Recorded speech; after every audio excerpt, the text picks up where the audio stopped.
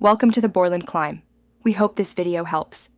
In this video, I will explain how to use a jump starter on a car. First, always prioritize safety. Make sure both vehicles are completely off and in park or neutral. Identify the positive and negative terminals on both batteries.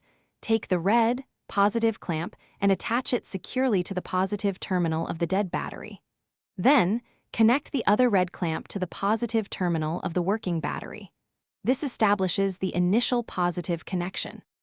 Now, take the black negative clamp and connect it to the negative terminal of the good battery.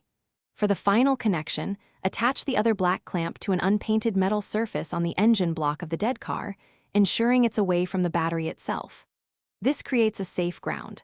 Once all connections are secure, start the working car's engine and let it run for about 5 to 10 minutes to charge the dead battery slightly.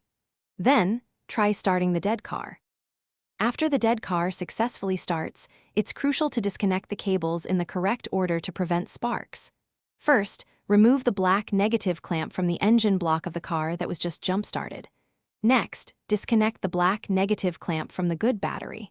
Then, remove the red positive clamp from the good battery. Finally, take off the red positive clamp from the now running car's battery.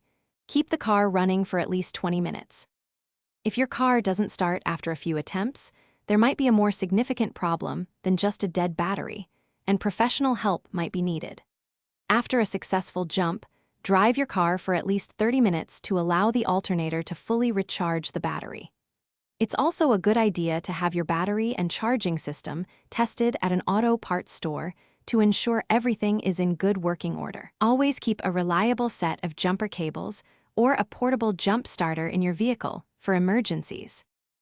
Thanks for watching. Consider subscribing if we helped you.